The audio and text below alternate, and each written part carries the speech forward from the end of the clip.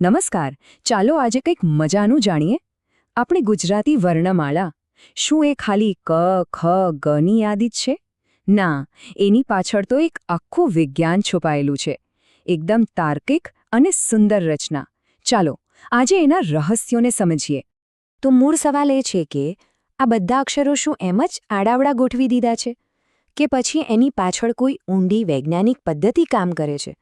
જેમ જેમ આપણે આગળ વધીશું આનો જવાબ મળતો જશે અને મને ખાતરી છે કે એની ગોઠવણ પાછળની જે બુદ્ધિ છે ને એ જોઈને આશ્ચર્ય જરૂર થશે. તો ચાલો એકદમ શરૂઆતથી શરૂ કરીએ. ગુજરાતી ભાષાના જે અક્ષરો છે એ બધાને ભેગા મળીને આપણે કહીએ છીએ મૂળાક્ષરો. અને આ મૂળાક્ષરો છે ને એ મુખ્યત્વે બે ભાગમાં વહેંચાયેલા છે. એક છે સ્વરો અને બીજા છે વ્યંજનો. મૂળાક્ષરો એટલે શું? સમજી લો કે એ ગુજરાતી ભાષાના પાયાના પથ્થર છે. જેમ ઈંટો ભેગી થઈને એક આખી ઇમારત બને, બસ બરાબર એ જ રીતે સ્વરો અને વ્યંજનો મળીને શબ્દો અને પછી વાક્યોની આખી દુનિયા બનાવે છે. તો એ પાયાના પથ્થરોમાં આપણે પહેલા પથ્થરની વાત કરીએ, સ્વરો. સ્વરો એટલે ભાષાના એકદમ મૂળભૂત અવાજ. હકીકતમાં એમના વગર તો કોઈ વ્યંજનનો ઉચ્ચાર પણ પૂરો ન થઈ શકે, એ એટલા જરૂરી છે. તો કેટલા સ્વરો છે?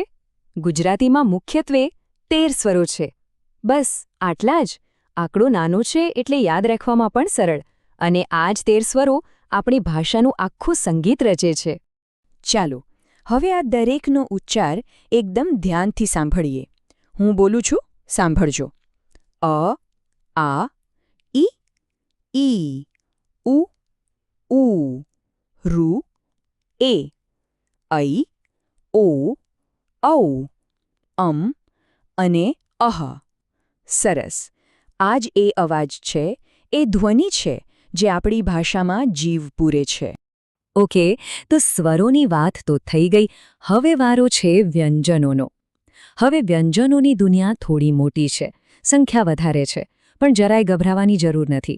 કારણ કે એમને એટલી સરસ રીતે ગોઠવવામાં આવ્યા છે ને કે એમને શીખવામાં ખરેખર મજા આવશે. તો કુલ કેટલા વ્યંજનો? ગુજરાતીમાં છે કુલ 34 વ્યંજનો. હા, સંખ્યા થોડી મોટી લાગે છે, પણ જેવું મેં કહ્યું, ચિંતા નહીં. એમની ગોઠવણ એટલી બધી તાર્કિક છે, એટલી વૈજ્ઞાનિક છે કે એ જ એમની સૌથી મોટી ખાસિયત છે. ચાલો જોઈએ કે આ કેવી રીતે કામ કરે છે. આ જુઓ, આ છે પહેલો વર્ગ, જેને કહેવાય છે ક વર્ગ. આ અક્ષરો મનમાં બોલી જુઓ: ક, ખ, ગ, ઘ, ङ. ધ્યાન આપજો, આ બધાનો અવાજ ક્યાંથી આવે છે? ગળાના એકદમ પાછળના ભાગમાંથી, એટલે કે કંઠમાંથી. જોયું? આ જ તો છે એની વૈજ્ઞાનિક ગોઠવણ. હવે આગળ વધીએ બીજા વર્ગ પર, ચ વર્ગ. આ છે ચ, છ, જ, ઝ, જ્ઞ. હવે આ બોલતી વખતે શું થાય છે? આપણી જીભ તાળવાને અડે છે, એટલે કે અવાજનું સ્થાન ગળામાંથી થોડું આગળ આવ્યું, તાળવા પર. જોયું? આ એક ચોક્કસ પેટર્ન છે. ચાલો હવે ટ વર્ગ જોઈએ. આના અક્ષરો છે ટ, ઠ, ડ, ઢ, ણ. અહીંયા તો જીભ થોડી વળીને મોઢાના ઉપરના ભાગને અડે છે, જેને મૂર્ધા કહેવાય. એટલે કે દરેક વર્ગ સાથે અવાજ નીકળવાનું સ્થાન ધીમે ધીમે બદલાઈ રહ્યું છે. અને હવે આવે છે ત વર્ગ. આના અક્ષરો છે ત, થ, દ, ધ, ન. આ બોલતી વખતે જીભ સીધી દાંતને અડે છે. કંઠ, પછી તાળવું, પછી મૂર્ધા અને હવે દાંત. આખો ક્રમ કેટલો તાર્કિક છે નહીં? અને આ મુખ્ય વર્ગોમાં છેલ્લો વર્ગ છે પ વર્ગ. આનો ઉચ્ચાર કરીએ: પ, ફ, બ, ભ, મ. અહીંયા શું થયું? બંને હોઠ એકબીજાને સ્પર્શ્યા. એટલે કે ગળાથી શરૂ થયેલી અવાજની આખી યાત્રા હોઠ પર આવીને પૂરી થઈ. શું અદ્ભુત રચના છે! આ 5 વર્ગો જ ભાષાના મુખ્ય આધારસ્તંભ છે. પણ વાત હજુ અહીં પૂરી નથી થતી. હજી પણ કેટલાક ખાસ અક્ષરો બાકી છે, જે આ 5 વર્ગોમાં બરાબર ફિટ નથી બેસતા. ચાલો હવે એમના વિશે પણ જાણી લઈએ. તો આ છે બાકીના વ્યંજનો. પહેલા છે અંતરસ્થ વ્યંજનો: ય, ર, લ અને વ. એમને અર્ધ સ્વર પણ કહેવાય છે. કેમ? કારણ કે એનો ઉચ્ચાર સ્વર અને વ્યંજનની બરાબર વચ્ચેનો છે.